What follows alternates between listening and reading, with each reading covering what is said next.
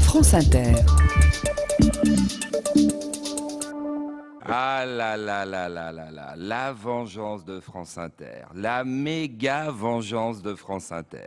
En pleine affaire Besson-Guillon, allait faire une émission en direct de la Cité nationale de l'immigration, le bras d'honneur. C'est tout France Inter, ça. Une grande radio libre, insolente et indépendante. L'histoire s'est jouée en 3 actes. Premier acte, Jean Lucas, notre président, présente des excuses à Éric Besson, histoire d'endormir l'adversaire. Deuxième acte, la stupeur et l'incompréhension règnent. Les syndicats ne comprennent pas les excuses de leur président. On évoque le droit à la caricature. Une partie de la presse se déchaîne. Monsieur S est un béni oui-oui aux ordres du gouvernement. En immense stratège, Jean-Luc laisse dire. Troisième acte, la réponse de France Inter. L'idée géniale de Jean-Luc, ce que nous appellerons désormais l'appel du zébra.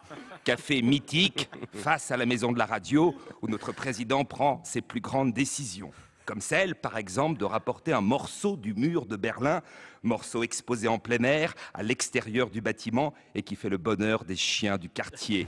Triste sort, avoir été un symbole de la liberté pour se faire 20 ans plus tard uriner dessus par tous les caniches du 16e.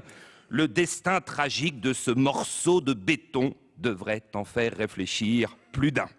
Mais revenons à nos moutons, l'appel du zébra, l'idée géniale de Jean-Luc. Les enfants, nous a-t-il dit l'autre jour en tapotant son verre à l'aide d'un couteau, nous allons faire une émission en direct de la Cité de l'immigration et de ce lieu ô combien symbolique. Stéphane Guillon fera sa chronique, un bras d'honneur ultime à Éric Besson.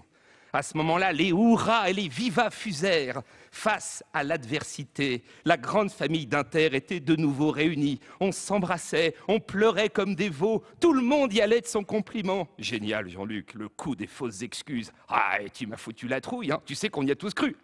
Ça fait du bien de te retrouver, vieille canaille. À cet instant, Jean-Luc déclara « Je vous ai jamais abandonné, les gars. Moi, mon truc, c'est le jardinage. Alors, les taupes, vous imaginez, les taupes. » Éclat de rire général. « Papa !» criai-je. « Mon fils !» me dit Jean-Luc en me serrant dans ses bras. La joie et la fierté inondaient chaque visage. Même Philippe Val fit un discours. Il avait un petit peu de mal à parler, 2 mois qu'il n'avait rien dit. Mais très vite, on retrouva le grand Philippe, celui des caricatures de Mahomet. Et ce matin, enfin, c'est le grand jour, je suis en direct de la Cité nationale de l'histoire de l'immigration, bâtiment magnifique, ultra moderne, rendant hommage à 2 siècles d'immigration. En arrivant, le directeur m'a accueilli à bras ouverts. Ah, Stéphane, je suis tellement heureux de vous voir. Bientôt, vous aurez votre buste dans cette entrée. Mais pourquoi cet honneur, monsieur le directeur? Un homme traité de raciste par monsieur Besson a forcément le droit à une statue. Après, j'ai eu droit à une visite guidée de la cité, à un dédale de pièces lumineuses retraçant 2 siècles d'immigration, les heures heureuses, la France terre d'accueil, la France faisant appel à des milliers d'immigrés pour reconstruire son pays ravagé par la guerre, les 30 glorieuses, etc. Les heures sombres, la crise économique de 74, l'émergence des bidonvilles, la France qui refoule ses immigrés, les premiers sans-papiers. Et puis au bout de la visite, tout au bout, alors que la lumière inondait chaque pièce, je suis tombé sur une salle toute noire, sinistre. Qu'est-ce ? Demandai-je au directeur. C'est la salle Éric Besson.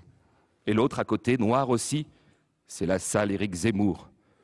Mais pourquoi tant de tristesse? Voyez-vous, me dit-il, depuis 2 siècles, malgré les difficultés, les crises, la France n'avait jamais renvoyé de gens dans un pays en guerre. Aujourd'hui, avec les charters d'Afghans, c'est chose faite. Pour la première fois dans cette cité, la lumière s'est éteinte. À ce moment-là, ma lumière à moi s'alluma, c'était ma femme. « Réveille-toi, tu dois partir à France Inter !»